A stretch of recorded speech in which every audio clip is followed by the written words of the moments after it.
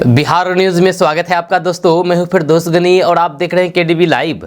दोस्तों आज हो चुका है 29 जून 2023। तो आज की पूरे बिहार की टॉप न्यूज लेकर आए हैं आपके लिए। दोस्तों वीडियो शुरू करने से पहले आपको बता दें कि अगर आप नए आए हैं इस चैनल पर तो फिर चैनल को सब्सक्राइब करके बेल आइकन को प्रेस कर दीजिए और साथ ही वीडियो को लाइक कर दीजिए, अपने दोस्तों के साथ शेयर भी कीजिए। तो चलिए शुरू करते हैं आज की पूरे बिहार की टॉप न्यूज। दोस्तों आज बिहार न्यूज में सबसे पहले बात करते हैं कि इस्लाम धर्म का पवित्र त्यौहार बकरीद यानी कि ईद उल अजहा आज 29 जून को है। यानी कि आज ईद उल अजहा का त्यौहार है। ईद उल अजहा यानी कि बकरीद का आप सबको ढेर सारी शुभकामनाएं एवं बधाइयाँ। हम दुआ करते हैं ऊपर वाले से कि आप हमेशा मुस्कुराते रहें और स्वस्थ रहें। तो आपको बकरीद पर्व की ढेर सारी शुभकामनाएं एवं बधाइयाँ। तो चलिए बात करते हैं विस्तार से हम आपको बकरीद पर्व को लेकर के बताएंगे कि आखिर बकरीद क्यों मनाई जाती है, क्यों, इसका इतिहास क्या है, इसका महत्व क्या है, बकरीद का महत्व आखिर है क्या। बहुत सारे लोग नहीं जानते हैं, बहुत सारे भाई, क्योंकि ये चैनल केडीवी लाइव सभी लोगों के लिए है। जी हाँ, बहुत से लोग इनमें से नहीं जानते होंगे कि आखिर बकरीद का इतिहास क्या है, क्यों बकरीद पर्व मनाई जाती है। तो आइए आपको बताते हैं कि आखिर क्यों बकरीद मनाई जाती है, बकरीद का त्यौहार क्यों मनाया जाता है। तो सबसे पहले बात करते हैं कि इस्लाम की पवित्र पुस्तक यानी कि इस्लाम की पवित्र किताब कुरान शरीफ में बकरीद का जिक्र मिलता है। ऐसा बताया जाता है कि अल्लाह ने एक दिन हजरत इब्राहिम से उनकी सबसे प्रिय चीज की कुर्बानी मांगी, यानी कि सबसे जिगरी सबसे प्यारी चीज की कुर्बानी मांगी। हजरत इब्राहिम अपने बेटे से बहुत प्यार करते थे, लिहाजा उन्होंने अपने बेटे की कुर्बानी देने का फैसला किया। अल्लाह का हुक्म मानते हुए हजरत इब्राहिम जैसे ही अपने बेटे की गर्दन पर वार करने गए तो अल्लाह ने उसे बचा करके एक दुम्बे की कुर्बानी दिलवा दी। जी हाँ, एक जानवर की। तभी से इस्लाम धर्म में बकरीद मनाने का प्रचलन शुरू हुआ है। ईद उल अजहा यानी कि बकरीद हजरत इब्राहिम की कुर्बानी की याद में ही मनाया जाता है। हजरत इब्राहिम अल्लाह के हुक्म पर अपनी वफादारी दिखाने के लिए बेटे इस्माइल की कुर्बानी देने को तैयार हुए थे। बकरीद का पर्व इस्लाम के 5वें सिद्धांत हज को भी मान्यता देता है। जब बकरीद के दिन मुस्लिम बकरा, भेड़, ऊंट जैसे किसी जानवर की कुर्बानी देते हैं। जब बकरीद के दिन कुर्बानी के गोश्त को 3 हिस्सों में बांटा जाता है। एक खुद के लिए रखा जाता है, बल्कि दूसरे सगे संबंधियों के लिए और तीसरा गरीबों के लिए बांट दिया जाता है। इस पर्व पर इस्लाम धर्म के लोग साफ पाक होकर के नए कपड़े पहन करके नमाज पढ़ते हैं। नमाज पढ़ने के बाद कुर्बानी की प्रक्रिया शुरू हो जाती है, यानी कि कुर्बानी देने का प्रोसेस शुरू हो जाता है, कुर्बानी दी जाती है। दोस्तों अब बात करते हैं कि बिहार के पूर्णिया से एक दर्दनाक खबर सामने आई है। बिहार के पूर्णिया के टीकापट्टी में बिजली करंट लगने से 4 महिलाओं की जान चली गई है। जी हाँ, 4 महिला की जान चली गई। मुख्यमंत्री नीतीश कुमार ने पूर्णिया के टीकापट्टी थाना के अंतर्गत ग्राम गोरियर बहियार में बिजली करंट लगने से धान रोपनी करती हुई 4 महिलाओं की जान जाने पर और 2 लोगों के झुलसने की खबर सामने आने पर गहरी शोक संवेदना जताई है। मुख्यमंत्री नीतीश कुमार ने अपने शोक संदेश में कहा है कि यह घटना बेहद दुखद है, वह इस घटना से मर्माहत है। मुख्यमंत्री नीतीश कुमार ने मृतक महिलाओं के परिवार वालों को अविलंब 4-4 लाख रुपए का अनुदान देने का निर्देश दिया है। मुख्यमंत्री नीतीश कुमार ने इस दुखद घटना में झुलसे लोगों के फ्री में इलाज की समुचित व्यवस्था करने का भी निर्देश दिया है। साथ ही उनके शीघ्र यानी कि जल्द ही स्वस्थ होने की भी कामना की है। दोस्तों बात करते हैं कि आपको अब झटका लगने वाला है, बहुत बड़ा झटका लगने वाला है, क्योंकि आम आदमी की रसोई का बजट आने वाले दिनों में बिगड़ने वाला है। जी हाँ, टमाटर सहित सभी सब्जियों के दामों में पिछले कुछ दिनों में ही भारी उछाल आया है। सब्जियां ही नहीं, अब तो मसालों में भी अहम स्थान रखने वाला जीरा भी खूब भाव खा रहा है। देश के कई हिस्सों में तो अब जीरों की कीमत 700 रुपये प्रति किलो तक पहुंच चुकी है। जीरा अब 700 रुपये किलो हो गया है। थोक में भी इस मसाले का भाव 57,500 रुपये क्विंटल तक पहुंच गया है। इस तरह से फुटक्कड़ में अब जीरा बादाम के रेट में मिलने लगा है। जी हाँ, बादाम भी रिटेल में 650 से 700 रुपये किलो बिक रहा है, वहीं पर अब जीरा भी 700 रुपये किलो हो गया है। जहाँ एक सप्ताह में ही जीरे के दाम में प्रति किलो 150 से 175 रुपये तक उछाल आ गया है। जीरे में इस साल कभी भी इस तरीके की तेजी ना देखी गई हो। वहीं पर टर्की और सीरिया का जीरा अगले महीने दुनिया के बाजार में आएगा। नए सीजन का माल आने में अभी 8 महीने का वक्त है, इसीलिए दाम चल रहे हैं। देश में सालाना 35 लाख जीरों की बोरी ज़रूरत रहती है और अभी सिर्फ 15 लाख बोरी ही देश में है, तो फिर स्वाभाविक है कि डिमांड और दाम में दोनों में ऊपर नीचे होगा ही। जब मुंबई में तो प्रति किलो जीरे का दाम पिछले सप्ताह 650 से 700 रुपये प्रति किलो तक पहुँच गया था। दोस्तों बात करते हैं कि बिहार में पिछले 3 दिनों से आसमान में बादल छाए रहे हैं, लेकिन कहीं कहीं हल्की बारिश हो रही है। जब बिहार में मानसून की एंट्री तय समय से 1 दिन पहले ही हो गई, जब सभी जिलों में पहुंच गया है, लेकिन अब तक कहीं भी झमाझम बारिश नहीं हुई है। जब सीमांचल के जिले किशनगंज को छोड़ दिया जाए तो किसी भी जिले में सामान्य बारिश का कोटा 50% तक पूरा नहीं हुआ है। यानी कि किशनगंज जिला में सिर्फ बारिश हुई है, बाकी बिहार के किसी भी जिले में बारिश नहीं हुई है। जब पटना समेत 22 जिले ऐसे हैं जहाँ सामान्य से 80% कम बारिश हुई है। पूरे बिहार में सामान्य से 76% कम बारिश हुई है। यह कम बारिश का असर खेती पर साफ दिखाई दे रहा है। बारिश नहीं होने के कारण किसान बिचड़ा नहीं डाल पाए हैं। जब कुछ ने डाला भी तो फिर वो भी सूखने लगा है। मौसम वैज्ञानिकों के मुताबिक फिलहाल जून के लास्ट तक तेज बारिश के आसार नहीं है। समय से बारिश नहीं हुई तो फिर धान की फसल को काफी नुकसान पहुंचेगा। मानसून का जोर नहीं पकड़ने का दूसरा बड़ा कारण नमी है। जब बिहार के उत्तर में बारिश के कारण नमी थी और इससे मानसून का भी प्रभाव शुरुआती दौर में नहीं दिख रहा है। जब पूरे जून ऐसा ही स्थिति बनी रहेगी। बिहार में मानसून पूरी तरीके से सक्रिय नहीं होने की वजह से 76% कम बारिश हुई है। बिहार के 10 ऐसे जिले हैं जहां 90 से 100% तक कम बारिश हुई है। सिर्फ किशनगंज ही एक ऐसा जिला है जहां सामान्य बारिश के कोटे तक पहुंच गया है। हालांकि यहां भी सामान्य से 16% कम बारिश हुई है। जब पटना, औरंगाबाद, खगड़िया, मुजफ्फरपुर, बेगूसराय, सहरसा, समस्तीपुर, सारण, सिवान और वैशाली में 90 से 100% तक कम बारिश हुई है। अरवल, भोजपुर, बक्सर, दरभंगा, गया, जमुई, मधेपुरा, मुंगेर, नालंदा, नवादा, पूर्वी चंपारण और रोहतास में 80 से 90% तक कम बारिश हुई है। राजधानी पटना में पिछले 3 दिनों से आसमान में काले बादल छाए दिख रहे हैं, लेकिन सिर्फ बूंदाबांदी के बाद कड़ी धूप देखने को मिल रही है। दोस्तों बात करते हैं कि भारत से हज यात्रा पर सऊदी अरब गए लोगों को बदइंतजामी का सामना करना पड़ रहा है। बिहार के हज यात्रियों ने बदइंतजामी को लेकर के भारत सरकार और सऊदी अरब की सरकार से नाराजगी जताई है। कुछ यात्रियों ने केडीवी लाइव को फोन पर बात करके बदइंतजामी का हाल बयां किया है। एक हज यात्री ने कहा है कि हज के बाद करीब 10 किलोमीटर दूर मुजदलफा में हाजिर होते हैं।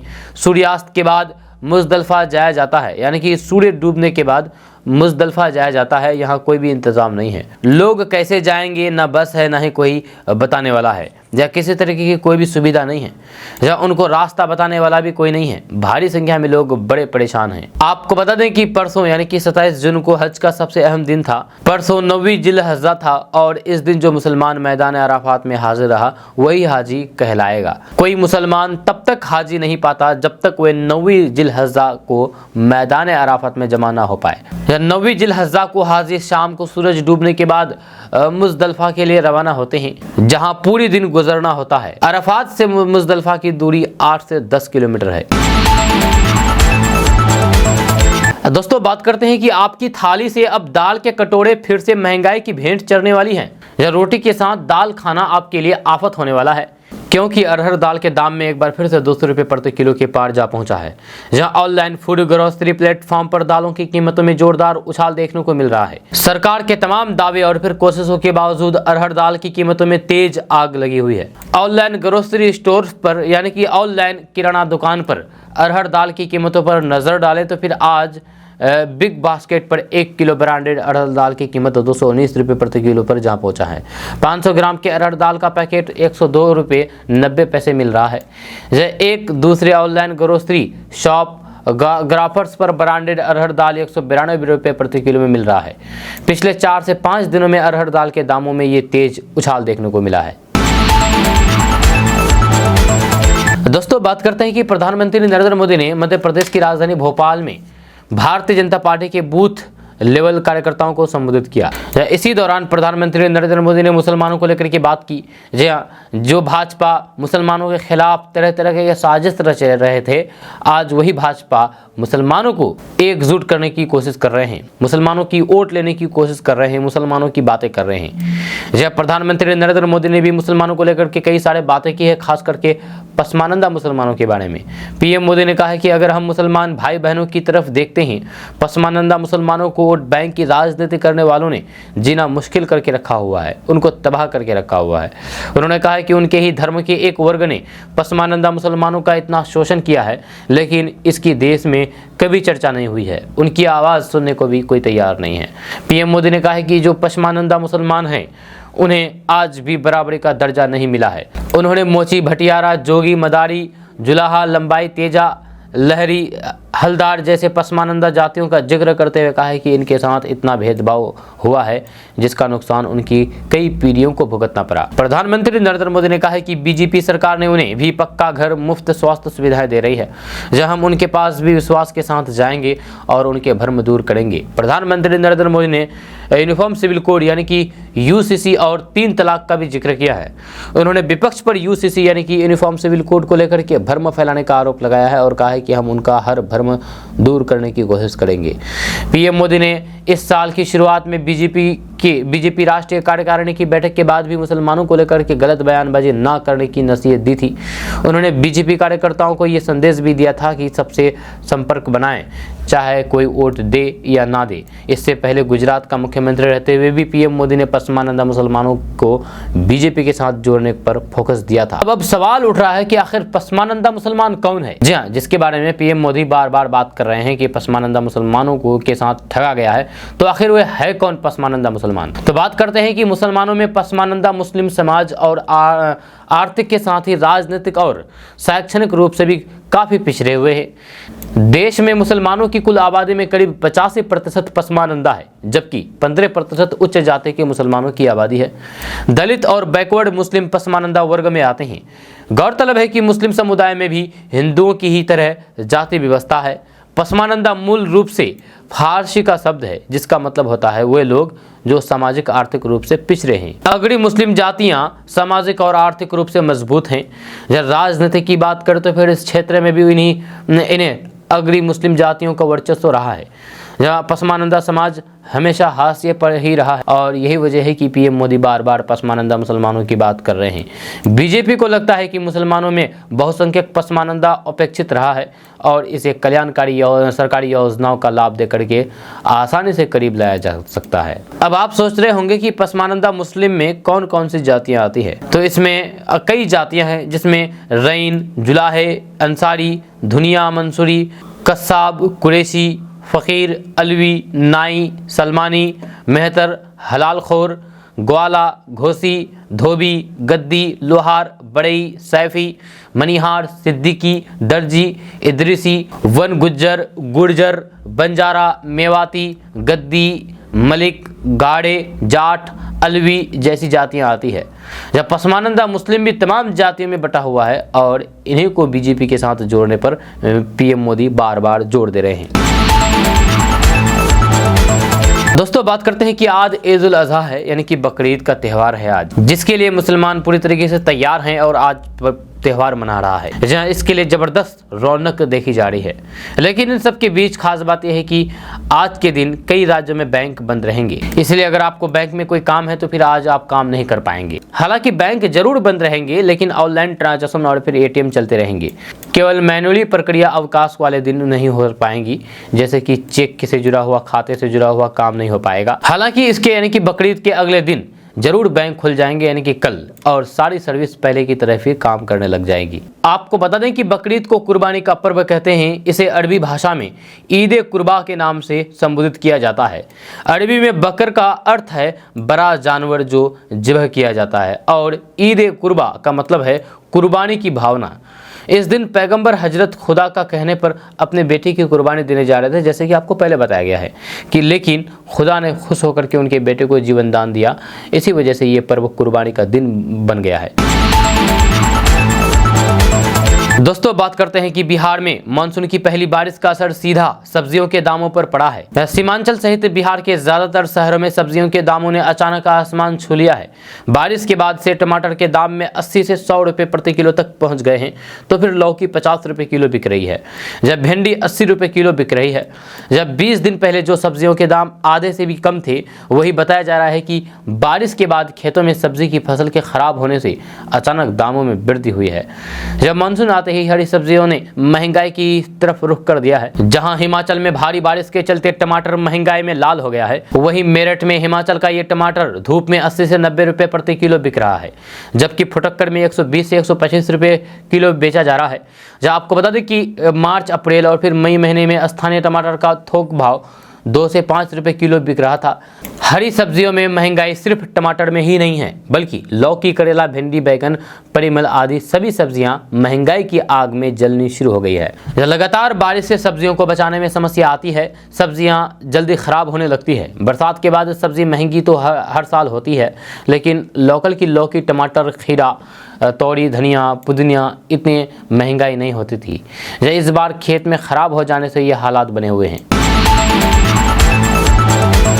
दोस्तों, बात करते हैं कि यूनिफॉर्म सिविल कोड यानी कि यूसीसी पर प्रधानमंत्री नरेंद्र मोदी की सरकार कटघरे में है। विपक्ष का मानना है कि चुनाव से ठीक पहले इसका जिक्र किया जाना ध्रुवीकरण का प्रयास है। उन्होंने कहा है कि देश के सभी वर्गों को संविधान पर भरोसा है और वे इसे बदलने नहीं देंगे। उन्होंने कहा है कि प्रधानमंत्री को याद रखना चाहिए कि उन्होंने डॉक्टर भीमराव अंबेडकर द्वारा तैयार किए गए संविधान की शपथ ली है।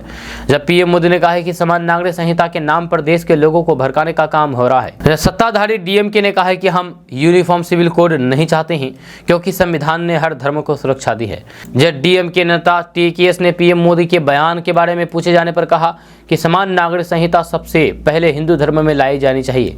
एससी एसटी सहित प्रत्येक व्यक्ति को देश के किसी भी मंदिर में पूजा करने की अनुमति दी जानी चाहिए। उनका कहना है कि हिंदू धर्म में ही समान नागरिक संहिता को स्वीकार नहीं किया जाएगा।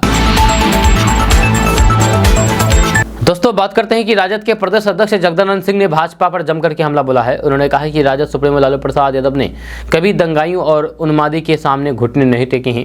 वे जनता के सदा ही हीरो रहे हैं। लालू जी गरीबों के साथ हमेशा से रहे हैं। उन्होंने कहा कि देश के प्रधानमंत्री नरेंद्र मोदी की हरकत शर्मनाक है। देश का प्रधानमंत्री यदि धमकी देने लगे तो फिर समझ लीजिए कि देश की दुर्दशा क्या होगी। जगदानंद सिंह ने कहा है कि सारा देश उनसे सवाल पूछ रहा है, लेकिन सवाल का जवाब वे नहीं दे पा रहे हैं।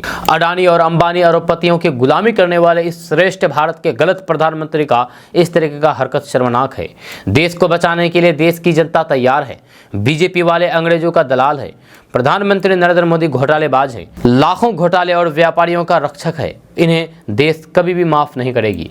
यह दंगाइयों और उन्मादियों के जाने का समय अब आ गया है। इनको कुर्सी से हटाने वाली ताकत का केंद्र बिंदु लालू प्रसाद यादव बन गए हैं। लालू से इन लोगों की घबराहट कोई नई बात नहीं है। जो देश को अपना परिवार मानते हैं उन पर परिवारवाद का आरोप लगते हैं। देश के संविधान ने जनता को अपने हिसाब से अपना नेतृत्वकर्ता चुनने का अधिकार दे रखा है। धन चाहे किसी के पास हो, लेकिन जन लालू प्रसाद के पास ही है। बीजेपी के द्वारा लालू प्रसाद यादव को जेल भेजने वाली बात पर आरजेडी प्रदेश अध्यक्ष ने कहा कि तानाशाही नहीं है कि जिनको जब मन करे जेल में बंद कर दिया जाए। दोस्तों, बात करते हैं कि बीजेपी के नेता शाहनवाज हुसैन ने यूनिफॉर्म सिविल कोड यानी कि यूसीसी पर मंगलवार को प्रतिक्रिया दी है। शाहनवाज हुसैन ने कहा है कि प्रधानमंत्री नरेंद्र मोदी ने कहा है कि देश में कानून सबके लिए बराबर हो। ये भारत का संविधान भी कहता है। किसी की पूजा और पद्धति में कोई भी हस्तक्षेप नहीं है। यह एक समान की बात हो रही है। जो गरीब मुसलमान है, हम लोग उनकी भी चिंता करते हैं और करेंगे। शाहनवाज हुसैन ने आगे कहा है कि जितने दल इकट्ठा हुए थे उस पर प्रधानमंत्री ने इशारा किया है कि भ्रष्टाचारियों का गठबंधन है। अगर सबके भ्रष्टाचार के बारे में बताते तो फिर शाम हो जाती। कुछ दलों के भ्रष्टाचार को बता दिया है, आगे भी बताएंगे। ऐसा नहीं है जिसका नाम नहीं लिया हो उसे क्लीन चिट मिल गई। इस सवाल पर कि ममता बनर्जी कह रही है कि कांग्रेस बीजेपी को सपोर्ट कर रही है, इस पर शाहनवाज हुसैन ने कहा है कि ममता बनर्जी कांग्रेस की पुरानी बागी है। कांग्रेस को छोड़कर तो यहाँ तक पहुंची है, तो फिर उनके बोल एक कैसे हो सकते हैं। कर्नाटक चुनाव में कांग्रेस की जीत पर जेडीयू द्वारा खुशी मनाए जाने पर कहा है कि लोकसभा चुनाव नजदीक आ रहे हैं, खुशी मनाने का समय भी देखा जाएगा। दोस्तों, बात करते हैं कि चुनावी रणनीतिकार प्रशांत किशोर ने नीतीश कुमार की राजनीतिक महत्वाकांक्षा की पोल खोलते हुए कहा है कि मुख्यमंत्री को पता था कि 2024 में लोकसभा का चुनाव जीतने के बाद बीजेपी सबसे पहले उन्हें मुख्यमंत्री की कुर्सी से हटाती और कहती कि अब हमारा मुख्यमंत्री होगा। बीजेपी की मजबूरी लोकसभा के चुनाव तक है। लोकसभा में बीजेपी एक बार जीत करके आ जाती तो फिर उनकी सरकार दिल्ली में बन जाती, फिर उनको बिहार के मुख्यमंत्री के पद से हटा देती। प्रशांत किशोर ने बताया है कि नीतीश कुमार ने अनुमान लगाने के बाद बीजेपी का साथ छोड़कर के महागठबंधन की व्यवस्था बना ली ताकि 2025 तक वे मुख्यमंत्री के पद पर बने रहे। नीतीश कुमार ने कहा कि अगला विधानसभा चुनाव तेजस्वी यादव के नेतृत्व में लड़ा जाएगा। लेकिन लोगों को ये समझ में नहीं आ रहा है कि वे ऐसा क्यों बोल रहे हैं। नीतीश कुमार बिना सोचे समझे कुछ भी नहीं बोलते। नीतीश कुमार को ना तेजस्वी से प्यार है और ना ही वे कभी आरजेडी के समर्थित हो सकती हैं। प्रशांत किशोर ने कहा है कि आगामी चुनाव कब होंगे ये पता नहीं, लेकिन बिहार में जो आज की व्यवस्था है उस तर्ज पर नहीं होगा। कौन नेता या फिर दल किधर भागेगा ये कोई नहीं जानता है। आज जो व्यवस्था है जिसमें 6 दल एक हो रहे हैं, अगले चुनाव से पहले आप देखेंगे इसमें बड़ा परिवर्तन आएगा। इसकी झलक आपको दिख भी रही होगी। महागठबंधन को 2015 में हमने ही बनवाया है, तो फिर जानता हूं कि इसको बनाने में क्या समस्या है और इसे चलाने में क्या परेशानी आती है, कितना समय और प्रयास करना पड़ता है। दोस्तों बात करते हैं कि बिहार में सरकारी स्कूलों में मध्याह्न भोजन में गड़बड़ियों की लगातार मिल रही शिकायतों को देखते हुए विभाग सख्त हो गया है। अब एमडीएम की जांच हो रही है। जहां बिहार सरकार अब हर दिन इसकी रिपोर्ट भी लेगी। यही नहीं, उसी दिन शाम 7 बजे शिक्षा विभाग के अपर मुख्य सचिव के पाठक इसकी जानकारी खुद लेंगे। वे देखेंगे कि कहां-कहां स्कूलों में मध्याह्न भोजन बना, जब बच्चे क्या-क्या खाए, या उसकी गुणवत्ता कैसी थी, कहां भोजन नहीं बना और क्यों नहीं बना। जब 1 जुलाई से नई व्यवस्था लागू कर दी गई है, जब 1 जुलाई से प्रत्येक कार्य दिवस पर स्कूलों में बच्चों के मध्याह्न भोजन की जाँच की जाएगी। सुबह 9 बजे से अपराह्न 2 बजे के बीच संबंधित अधिकारी स्कूल पहुंच करके निरीक्षण करेंगे। वे देखेंगे कि स्कूल में मध्याह्न भोजन बना है या नहीं, किस समय बच्चों को मध्याह्न भोजन दिया गया, भोजन की गुणवत्ता कैसी थी और वहां साफ सफाई की कैसी व्यवस्था थी। दोस्तों बात करते हैं कि अगर आप जन वितरण प्रणाली के लाभुक हैं, यानी कि सरकार की तरफ से दिया जा रहा है फ्री राशन का लाभ उठा रहे हैं, तो फिर राशन कार्ड को आधार से लिंक कराना ना भूलें। यह राशन कार्ड को आधार से लिंक करने का काम आपको प्राथमिकता के साथ 30 जून तक कराने होगा। ऐसा नहीं करने पर आपका नाम राशन कार्ड से काट दिया जाएगा और आप सरकारी योजना का लाभ लेने से वंचित रह जाएंगे। राष्ट्रीय खाद्य एवं उपभोक्ता संरक्षण विभाग ने सभी राशन कार्ड धारकों को अपने राशन कार्ड में अंकित प्रत्येक सदस्य की आधार सीडिंग निर्धारित तिथि तक करा लेने का निर्देश दिया है। जन वितरण प्रणाली विक्रेता की दुकान पर संचालित ई पॉस मशीन के माध्यम से निःशुल्क आधार सीडिंग करा सकते हैं। जिन सदस्यों को आयुष्मान भारत योजना के तहत लाभ मिल रहा है, वैसे लाभुकों का आधार सीडिंग नहीं होने से राशन कार्ड से नाम हटते ही आयुष्मान भारत योजना के तहत मिलने वाले लाभ से भी वंचित हो जाएंगे। लाभुक मुफ्त राशन से भी वंचित हो जाएंगे। दोस्तों बात करते हैं कि हज यात्रा 2023 अब अपने अंतिम पड़ाव पर है। इस दौरान भारत से हज पर जाने वाले लोगों की अब तक मुश्किलें कम होने का नाम नहीं ले रही है।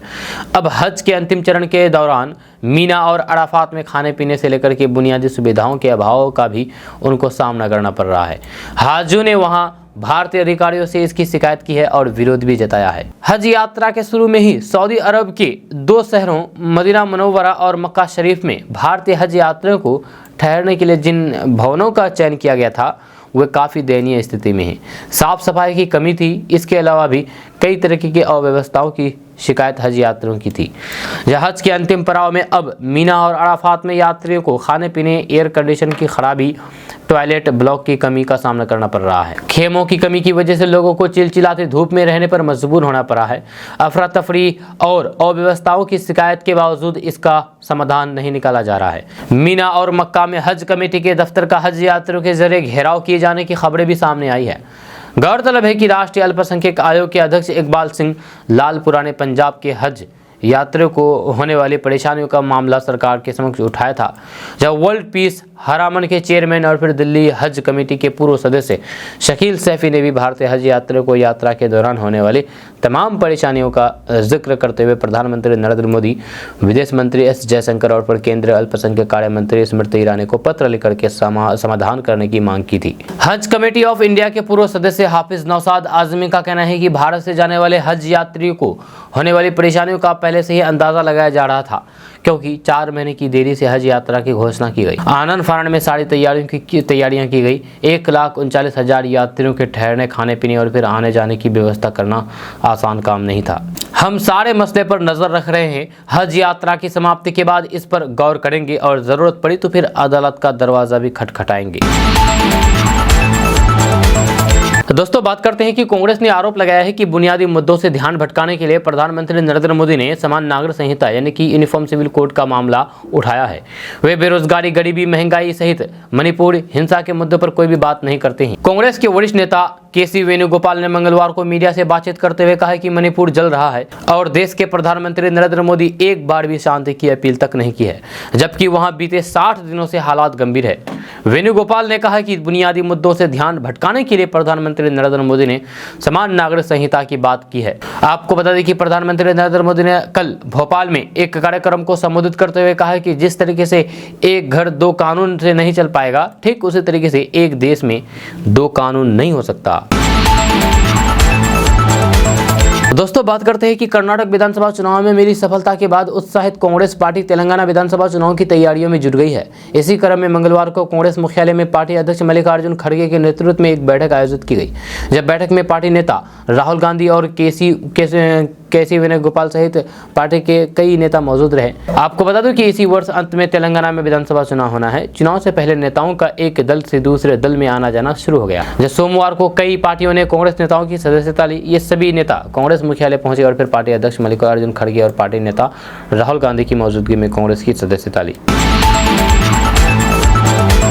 दोस्तों बात करते हैं कि मानसून की दस्तक देते ही सब्जियों के दाम में भारी बढ़ोतरी हुई है। टमाटर के बढ़ते दाम ने तो रसोई का बजट ही बिगाड़ दिया है। बाजार में टमाटर का खुदरा भाव 100 से 120 रुपये प्रति किलो तक पहुंच गई है, जबकि थोक कीमतें 60 से 80 रुपये प्रति किलोग्राम तक है। एक टमाटर कारोबारी ने बताया है कि भीषण गर्मी, कम उत्पादन और भारी बारिश से टमाटर के फसल खराब हो गए हैं, नष्ट हो गए हैं, जिसकी वजह से इसकी कीमतें उछाल आया है। उन्होंने कहा है कि थोक में टमाटर 60 से 80 रुपये प्रति किलो बिक रहा है। दरअसल मई महीने में ये 10 से 20 रुपये प्रति किलोग्राम के भाव बिकने वाला टमाटर खुदरा में 100 से 120 रुपये प्रति किलोग्राम तक पहुंच गया है। दोस्तों बात करते हैं कि लोगों का सपना होता है कि वे विदेश की यात्रा करें। जैसे विदेश की यात्रा करने के लिए लोगों के पास पासपोर्ट होना ज़रूरी है, जब वहीं लोगों का मन दुबई की यात्रा करने का भी होता है। यहाँ हम आपको भी बता दें कि लोग आसानी से दुबई की यात्रा कर सकते हैं और टिकट के भी दाम लोगों पर ज़्यादा भारी नहीं लगेगा। ऐसे में अभी हम आपको बताने वाले हैं कि दुबई की यात्रा करने के लिए आपके कितने रुपए की टिकट लगेंगे आपको। तो दुबई संयुक्त अरब अमीरात का प्रसिद्ध शहर है और ये फारस की खाड़ी के दक्षिण पूर्वी तट पर स्थित है। इसके अलावा ये 7 अमीरातों में से एक प्रमुख अमीरात है। दुबई हाल के वर्षों में एक व्यापारिक केंद्र और फिर एक वैश्विक शहर के रूप में उभरा है और शहर में कई प्रतिष्ठित स्थल और फिर गगनचुंबी इमारतें हैं। इनमें दुबई मॉल, पाम जुमरेहा और फिर बुर्ज खलीफा शामिल है। दुबई में अन्य आकर्षक चीज़ें हैं जो बड़ी संख्या में पर्यटकों को आकर्षित करते हैं। एक रिसर्च के अनुसार दुबई को पूरी दुनिया में सबसे महंगे शहरों में भी गिना जाता है।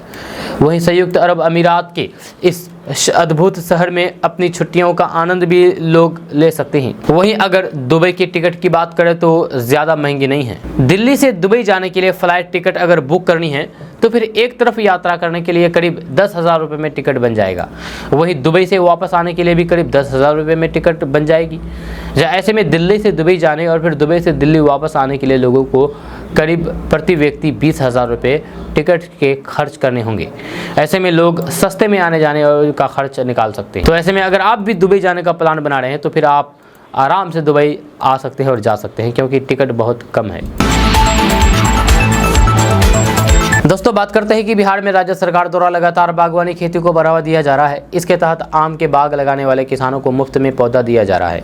इन पौधों की देखभाल के लिए किसानों को अनुदान देने का भी फैसला लिया गया है। इसके लिए आवेदन की ऑनलाइन प्रक्रिया शुरू हो गई है। पहले आओ पहले पाओ के आधार पर लाभुकों का चयन किया जाएगा। यहाँ किसानों को आम का बगीचा लगाने और फिर पौधे की देखभाल के लिए 50,000 रुपये दिए जाएंगे। इस तरह कई किसानों को सरकार की ओर से लाखों रुपये मिलने वाले हैं। 50,000 की राशि किसानों को 3 किस्तों में दी जाएगी। पहले साल में 60% यानी कि 30,000, दूसरे साल में 10,000 एवं तीसरे साल में 10,000 रुपये का अनुदान दिया जाएगा। हालांकि ये राशि किसानों को तभी दी जाएगी जब पौधे 80 से 90% तक सुरक्षित होंगे। सघन बागवानी मिशन योजना के तहत किसानों को ये लाभ दिया जा रहा है। इसके अलावा बिहार सरकार केले और फिर अमरूद के बाग लगाने पर भी सब्सिडी दे रही है। अधिक जानकारी के लिए किसान उद्यानिकी विभाग की वेबसाइट पर जा सकते हैं या साथ ही नजदीकी उद्यान विभाग से भी संपर्क कर सकते हैं। दोस्तों बात करते हैं कि केंद्र सरकार की तरफ से किसानों को कई तरह की सुविधाएं दी जा रही है। इस समय सरकार किसानों को आर्थिक रूप से मजबूत बनाने के लिए कई योजनाएं चल करके आ रही है। सरकार की तरफ से देश के करोड़ों किसानों को पीएम किसान सम्मान निधि योजना का फायदा मिल रहा है। सरकार की तरफ से 10 करोड़ से भी ज्यादा किसानों को हर साल 6,000 रुपये की आर्थिक सहायता मिल रही है। फिलहाल वित्त मंत्री निर्मला सीतारमण ने किसानों की आर्थिक स्थिति को सुधारने के लिए बैंकों को भी दिशा निर्देश दिया है। वित्त मंत्री निर्मला सीतारमण ने बैंकों से अपील की है कि किसानों को आसानी से कर्ज की सुविधा मिल सके। इसके साथ ही उन लोगों को किसान क्रेडिट कार्ड समेत सरकार की सभी सुविधाओं का फायदा मिल सके, जिससे उनकी आमदनी में इजाफा हो सके। इसके साथ ही एग्रीकल्चर सेक्टर को भी आगे बढ़ाया जा सके। वित्त मंत्री ने कुछ दिन पहले ही पब्लिक सेक्टर के बैंकों के मुख्य कार्यपालक अधिकारियों सीईओ के साथ कुछ समय पहले बातचीत की थी, जिसमें उन्होंने किसानों को आगे बढ़ाने के साथ ही उनको बैंक से जुड़ी सभी तरीके की सुविधाओं से अवेयर करने की बात कही थी। यानी कि अगर आप किसान हैं तो फिर आप इस योजना का लाभ उठा सकते हैं। आप किसान क्रेडिट कार्ड बना करके ये लाभ ले सकते हैं। अब आप सोच रहे होंगे कि आखिर किसान क्रेडिट कार्ड कैसे बनाएं, कहां पर जाकर के बनाएं। तो बात करेंगे कि किसान क्रेडिट कार्ड से लोन लेने के लिए आपको अपने नजदीकी बैंक में जाकर के आवेदन पत्र को भरना होगा और लोन अधिकारी के पास जमा करना होगा। आवेदन पत्र ऑनलाइन भी जमा कराया जा सकता है। किसान केवल 5 साल तक के लिए लोन ले सकता है और फिर 5 साल के बाद फिर से कार्ड ले सकता है। किसानों को 5 साल तक के लिए 3 लाख रुपए का लोन दिया जाता है। किसान क्रेडिट कार्ड के माध्यम से 5 साल में 3 लाख रुपए तक का शॉर्ट टर्म लोन ले सकते हैं। किसानों को 90% की दर से लोन मिलता है। इसके बाद सरकार 2% की सब्सिडी देती है। दोस्तों बात करते हैं कि एक साल में 10 लाख नौकरी देने का वादा करने वाली सरकार ने बिहार के युवाओं के साथ सबसे बड़ा धोखा किया है। सरकार ने बिहार में होने जा रही करीब 1,70,000 शिक्षकों की बहाली को पूरे देश के अभ्यर्थियों के लिए खोल दिया है। यानी कि देश के किसी भी राज्य के अभ्यर्थी बिहार में शिक्षक बन सकते हैं। बड़ी बात यह है कि तेजस्वी यादव के करीबी शिक्षा मंत्री ने सरकार के फैसले को जायज़ ठहराते हुए कहा कि बिहार के युवा पढ़ाने में सक्षम नहीं है, इसीलिए ये कदम उठाना पड़ा है। जब बिहार के शिक्षा मंत्री चंद्रशेखर ने मीडिया से बातचीत करते हुए कहा कि अब शिक्षक नियुक्ति पूरे देश के लिए होगा। देश के विभिन्न राज्यों के जो टैलेंटेड छात्र हैं, बेरोजगार हैं, इसमें भाग ले सकेंगे। चंद्रशेखर ने कहा है कि साइंस में, मैथ में, फिजिक्स में, केमिस्ट्री में, अंग्रेजी में बिहार में सक्षम छात्र नहीं मिल पाते हैं जो सही तरीके से पढ़ा सके। तभी हमारे यहाँ साइंस टीचर की रिक्तियाँ रह जाती है। अभी हम प्रधान अध्यापक की नियुक्ति कर रहे थे, तब भी सक्षम लोग नहीं मिल पा रहे हैं। शिक्षा मंत्री ने कहा है कि बिहार में बेहतरीन और फिर गुणवत्तापूर्ण शिक्षक आए, इसीलिए सबके लिए नियुक्ति को खोल दिया गया है। जब मीडिया ने सवाल पूछा है कि बिहार के बेरोजगार इसका विरोध कर रहे हैं, तो फिर शिक्षा मंत्री ने कहा है कि यहाँ हर बात का विरोध होता है, यहाँ अच्छी बात का भी विरोध होता है, तो फिर इसमें हम क्या करें। आपको बता दें कि तेजस्वी यादव बार-बार एक साल में 10 लाख युवाओं को सरकारी नौकरी देने का ऐलान कर रहे थे। जब पिछले साल 15 अगस्त को नीतीश कुमार ने गांधी मैदान से ऐलान किया था कि तेजस्वी यादव की घोषणा के अनुरूप न सिर्फ एक साल में 10 लाख सरकारी नौकरी देंगे, बल्कि 10 लाख और युवाओं को रोजगार देंगे। यानी कि कुल मिलाकर के 20 लाख युवाओं को रोजगार दिया जाएगा। तेजस्वी यादव कई दफे कह रहे थे कि 10 लाख सरकारी नौकरी का बड़ा हिस्सा शिक्षकों की नियुक्ति होगी, लेकिन अब शिक्षकों की नियुक्ति को पूरे देश के लिए खोल दिया गया है। जाहिर है बिहार के युवाओं को शिक्षा विभाग में भी नौकरी नहीं मिल पाएगी। आलम यह है कि सरकार ने पिछले 11 दिनों में शिक्षक नियुक्ति नियमावली में 8 संशोधन किए हैं, जबकि बिहार में लाखों STT और CTT क्वालिफाइड शिक्षक अभ्यर्थी सालों से बेरोजगार बैठे हैं। वही नियोजित शिक्षक भी नियमित होने का इंतजार कर रहे हैं। दोस्तों बात करते हैं कि प्रधानमंत्री नरेंद्र मोदी ने पटना में हुए विपक्ष की महाजुटान में शामिल नेताओं पर मंगलवार को जमकर के निशाना साधा है। पीएम मोदी ने कहा है कि कुछ दिन पहले पटना में फोटो सेशन हुआ था। जितने लोग इसमें फोटो में शामिल हुए थे, इस बैठक में शामिल दलों के इतिहास को देखेंगे तो उन सबको मिला दे तो फिर कम से कम 20,000 करोड़ के घोटाले की गारंटी है। जब कांग्रेस ने तो अकेले हजारों करोड़ रुपए के घोटाले किए हैं। पीएम मोदी मध्य प्रदेश के भोपाल पहुंचे थे। यहां उन्होंने मेरा बूथ सबसे मजबूत अभियान की शुरुआत की। इस दौरान प्रधानमंत्री नरेंद्र मोदी ने कहा है कि अगर इनकी विपक्षी गठबंधन घोटालों की गारंटी है तो फिर पीएम मोदी की भी एक गारंटी है। मेरी गारंटी है कि हर घोटालेबाज पर कार्रवाई हो, हर चोर लुटेरे पर कार्रवाई की गारंटी। जिसने गरीब को लूटा, देश को लूटा है, जब उसका हिसाब तो होकर के हो रहेगा। आज जब जेल की सलाखें दिख रही है, तब ये कवायद दिख रही है। इनका मिनिमम कॉमन प्रोग्राम इसी के लिए है। प्रधानमंत्री नरेंद्र मोदी ने कहा है कि इनका कॉमन मिनिमम प्रोग्राम है कि भ्रष्टाचार पर कार्रवाई से बचना।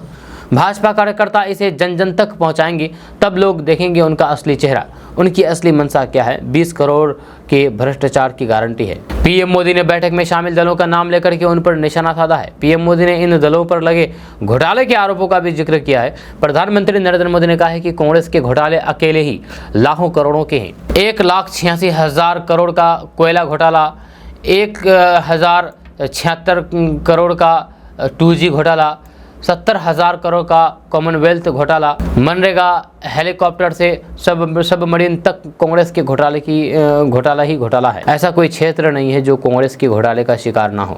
पीएम मोदी ने कहा है कि आरजेडी पर हजारों करोड़ के घोटाले का आरोप है। चारा घोटाला, पशुपालन घोटाला, बाढ़ राहत घोटाला, आरजेडी के घोटाले की लिस्ट इतनी लंबी है कि अदालतें सजा सुनाते सुनाते थक गई है। एक के बाद एक मामले में सजा सुनाई जा रही है। उन्होंने कहा कि तमिलनाडु में डीएमके पर अवैध तरीके से संपत्ति बनाने का आरोप है। टीएमसी पर 23,000 करोड़ रुपए से ज्यादा घोटाले का आरोप है।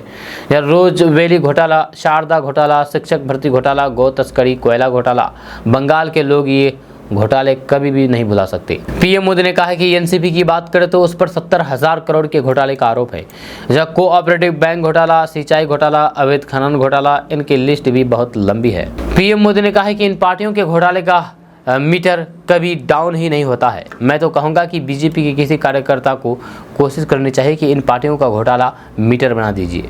इन पार्टियों के पास घोटाले का ही अनुभव है, इसलिए अगर इनकी कोई गारंटी है तो फिर वह गारंटी है घोटालों की गारंटी। अब देश को यह तय करना है कि घोटाले की गारंटी को स्वीकार करेगा या नहीं। पीएम मोदी ने विपक्षी दलों पर निशाना साधते हुए कहा है कि कुछ लोग अपने दल के लिए जीते ही अपने दल का ही भला करना चाहते हैं, क्योंकि उन्हें भ्रष्टाचार का, कमीशन का, मलाई खाने का, कट मनी का हिस्सा मिलता है। उन्होंने जो रास्ता चुना है उसमें ज्यादा मेहनत नहीं करनी पड़ती है। ये रास्ता है तुष्टिकरण का, वोट बैंक का, गरीबों के गरीब बनाए रखने का। उनका ही राजनीति चलती है। दोस्तों, बात करते हैं कि राष्ट्रीय लोक जनता दल के राष्ट्रीय अध्यक्ष उपेंद्र कुशवाहा ने एक बार फिर से मुख्यमंत्री नीतीश कुमार पर निशाना साधते हुए कहा कि नीतीश कुमार की रुचि सरकारी कामों में नहीं है। वे देश के पहले मुख्यमंत्री होंगे जिन्होंने मुख्यमंत्री का काम छोड़ करके दूसरी चीजों में व्यस्त हैं। उपेंद्र कुशवाहा ने कहा कि कुछ साल पहले नीतीश कुमार पार्टी के राष्ट्रीय अध्यक्ष थे और उन्होंने दोनों पद एक साथ रखने में असमर्थता जताई थी और फिर राष्ट्रीय अध्यक्ष पद छोड़ करके अच्छा काम किया था। लेकिन 2022 में यह दिख रहा था कि उनको अब मुख्यमंत्री के रूप में काम करने में मन नहीं लग रहा है। अब उनकी रुचि अन्य कामों में दिख रही है। मुख्यमंत्री बिहार की जनता को भगवान के भरोसे छोड़ करके पटना में पॉलिटिकल इवेंट करवा रहे हैं। राज्य में कहीं लूट हो रहा है और मुख्यमंत्री का उस पर कोई भी जवाब नहीं। उन्होंने कहा है कि ऐसे मुद्दों को दबने ना दिया जाए, जनता के सवालों को दबने ना दिया जाए। कुशवाहा ने आगे कहा है कि बिहार में अपराधी बेखौफ हो गए हैं, अपराधियों का मनोबल 7वें आसमान पर हो गया है, हर जगह आपराधिक घटनाएं हो रही है, लेकिन नीतीश कुमार चुप्पी साध बैठी है। उन्होंने कहा है कि नीतीश कुमार के लिए सांप छछूंदर वाली बात हो गई है। उपेंद्र कुशवाहा के अनुसार उनके सामने कई रास्ते थे जहां पर उन्होंने गलत रास्ता चुना है। जदयू में अब कोई भी नहीं रहना चाहता है। उपेंद्र कुशवाहा ने कहा है कि विपक्षी दलों की बैठक लालू प्रसाद के बेटे को मुख्यमंत्री बनाने को लेकर था।